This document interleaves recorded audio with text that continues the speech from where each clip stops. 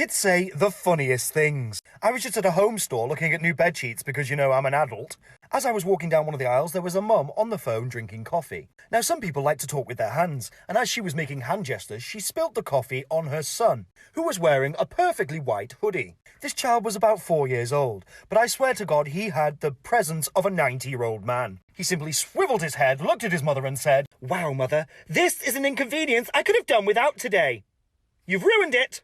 I will be in the car." The mum ends her conversation on the phone and quickly apologises. And as she looks up, she can just see me in absolute stitches, laughing at the presence of this 90-year-old man in a 4-year-old's body. I think that boy's name must have been Engelbert. Okay, look, does this or does this not make me a bad parent? Story time. Last week, my son had parent-teacher conferences. He's 3. I didn't know they did parent-teacher conferences for kids in preschool, but whatever. So we get there. I ask all the usual questions. How's my son doing? How are his grades, I guess? And what is his temperament like? So the teacher goes, he's a great boy, except there's just one thing. His behavior. Not gonna lie, I was low-key scared because I thought that the teacher saw my story time I did about how I accidentally on purpose pushed my son into the little girl that pushed him, but she started it. It's cool, we got lucky she didn't see that story. So I reversed course. I was like, so what do you mean his behavior? Is he peeing on people or is his hand just in his pants all the time? Because he definitely did not learn that from me. She was like, no, that's not what I'm saying. He is explosive. She then told me this kid Victor tried to take a toy from my son, JR. And JR said, "No steal toy, Victor." Yo, I was so proud. Alright, this is the story of when I had to get my first suppository at work. So I walk into the room, the nurse is there, she's going to walk me through the whole thing. I have the suppository, I lube the suppository, I lube my finger, double glove. Patient's there laying on his side. I look at the patient's a little obese, so I can't see the point of entry, if you know what I mean. So with this hand, I had to lift the cheek to see where I gotta go. I have a cheek in the air, I start to slide the suppository in with my free hand. As soon as my finger slips in their butthole, I immediately just started dry heaving, couldn't help it, never had my finger in someone's butthole before. I'm trying to stay professional, but I'm still dry. I'm just, oh, I'm sorry about that. The nurse behind me, she's giggling, dude. She's like, just keep pushing, you're up. I start to slide in a little further, dude, and at this point, the person clenches their butt a little bit, and I feel their butthole tighten around my finger. At this point, I'm violently dry. I'm sorry. I'm mortified. The nurse is dying laughing. I'm blinded. I got tears in my eyes. I can't see anything. I just keep pushing. Long story short is I got the suppository in, but I still have PTSD till this. I will never, and I mean never, forget the time that we had a male sub in high school and a girl asked to go to the restroom and he said sure. So she grabbed something and he heard a rapper and he was like, "Oh, if you're gonna eat candy, you can do it in here, but you have to share with everyone in the class." And she was like, "What?" And he was like, "Well, I heard the rapper." And she whips out a tampon, shoves it in his face, and she goes, "You want to share?" "Oh, girl, savage." So I'm finally going to share the story of why my little brother will always be cooler than me. That being said, a little bit of story context. My little brother's room is right next to my parents' room. That being said, story context over. We're all around the dinner table, minding our own business. My white mom does the typical white mom thing of kissing my dad on the cheek so loud we can all hear it. All the kids in unison, on beat, go, "Ew." My little brother, not skipping a beat, goes, "Hey, can you guys keep it down at night? You're kind of keeping me up." And my parents, red in the face. My little sister, frozen, because she doesn't know if the parents know that she knows what it is. So she's taking it a little bit slow. Me, shooting mac and cheese out of my nose into the Sprite I'm currently holding because I'm laughing so loud. My parents, still red in the face. Me, still shooting mac and cheese out of my nose. My little brother, so, my parents, yeah, sorry. They get up, leave, tell us to do the dishes. My little brother shrugs, goes back to eating like it's no business. And that is why he will always be cooler than me. Oh my god, guys, I fucked up so bad.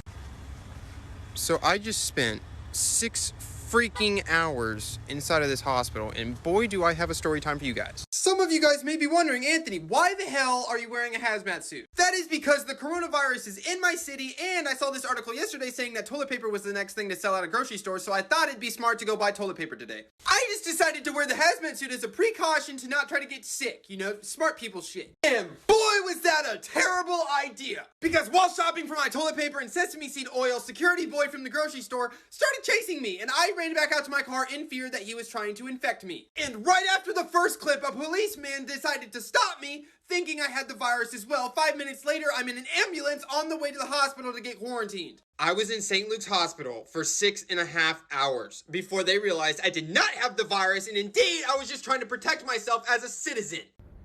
Hi, this is my boyfriend Michael. Yeah, he's pretty cute. People tell me all the time that attractive military men cheat. Story time. Michael was out and about just doing his job one day, and apparently there were a group of girls that were admiring him. I mean, how can you not? There was one girl in particular that just would not stop staring at him. Now, Michael fought for me, I don't know why, for a very long time.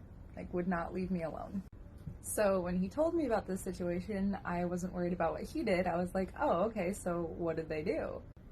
He was like, no, babe, it's what I did. I'm like, oh, sweet baby Jesus, what did you do? He said, I got up, I walked right over to them, and I cut a huge fart and I walked away. You guys. I'm so lucky. Story time! So, SRO, private Catholic school, blah, blah, blah, whatever. So every day I supervise pickup in the afternoon. Well, kindergarten's getting out of school, and these two kids come out. One of them, his dad is a fireman. You know, he has shown up with a fire truck and whatever. And then there's this little girl who I walk her and her mom across the street every day. Firefighter's kid walks up to this little girl's mom and asks, are you her mom? And she says, yeah, why? Little boy goes, well, she said a bad word today. And so they're like, okay, well, we're not going to do that in the future. Let's all be better people, whatever. So as I'm walking across the street, I'm like, that guy might be a firefighter, but his kid's going to be a cop because he is a narc. This little girl yanks her hand away from her mom, turns to the little boy, points right at him and goes, yeah, narc! Just calls him out right there. I think she's my favorite, honestly. I was like, no, baby, shh, we can't say. So the other night at work, I decided to order McDonald's. I got a ping on my phone saying, hey, the food's getting close, get ready. So, naturally, I got ready. I went to the pickup point, right? Well, I get to the pickup point, and all of a sudden, maybe 10 seconds prior, I get a message saying, your food's been delivered, enjoy. I haven't gotten any food yet.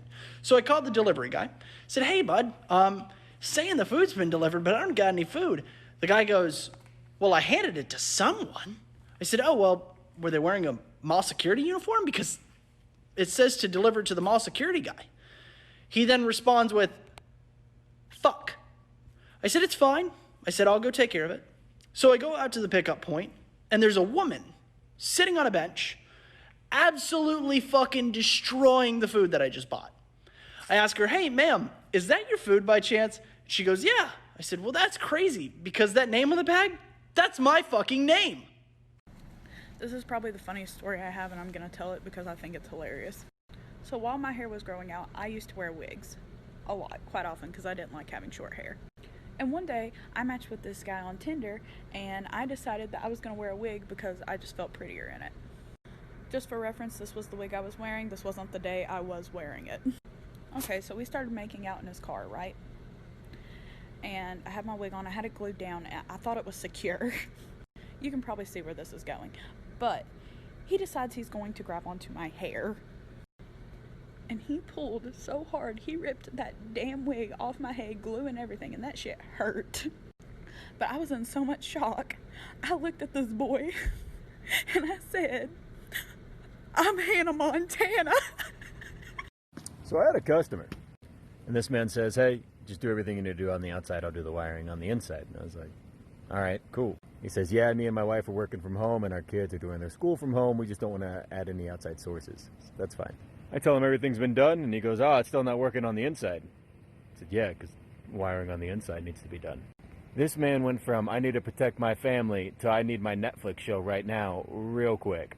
He goes, fine, just come in and do the work. And this man followed me with Lysol, just spraying everywhere I looked, like I just licked the Ebola pole. And the whole time in my mind, I'm thinking, if I had it, you're not quicker than Corona, but I digress. Side note, I've been tested. I don't have it. At least not yet. I'll keep you updated. This man sprayed so much of that shit throughout the house, I shit you not. I'm pretty sure I don't have to take a shower for like a week. I mean, I'm going to. I'm just saying I wouldn't have to. Anyway, welcome to 2020, when the internet's basically a utility and people are losing their shit. Tik Tok Story Time. So I get a call from my friend Joe that he's sitting in a bad part of Las Vegas with his car dead and his windows rolled down. So me being a good friend grabs jumper cables to take to him. As soon as I pull up, 2 random men start walking towards us. And then 3 cops just skirt right in. Next thing we know, they're getting handcuffed behind my car right now. And then one of the cops comes up to me and makes me roll down all my windows and starts questioning me, asking if I know them. I said, no, sir, just let me explain what I'm doing here. I said, we need to jump his car, but I don't know how. So now we're just waiting for the cop to help us, like for part 2. One thing that my boyfriend forgot to mention when we started dating, before I agreed to be his girlfriend, and before I agreed to live with the boy, something he thought would be a little funny to hide from me. You'd think it'd be like the first thing you tell someone who would be put in a situation as that. He used to do ghost shows, travel to all kinds of places across the United States, and investigate places you don't want to normally go. He forgot to tell me he made little friends who stuck by his side. Now they want to be friends with me. But they don't do it in very kind and normal ways. No, they decide to make noises in the middle of the night, or slam doors, turn on lights, sit in the game chair next to you and stare at you while you sleep. A ghost followed my boyfriend and now won't leave me alone. Am I terrified? Am I gonna stay with him because I love him to death?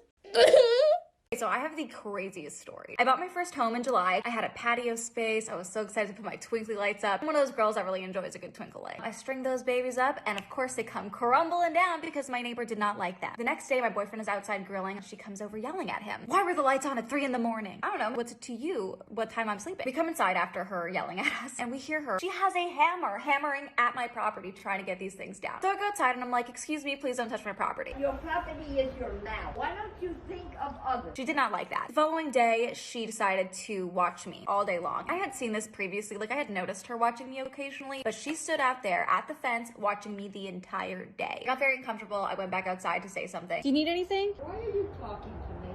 You're staring down over here. I don't want to have anything to do with you. Then why are you looking at me? Why are you staring at me all day? Because I have a right. Claims this is legal and I should sue her. Maybe I should. I don't know. Let me know. The story just gets more and more insane. But we're running out of time, so I'm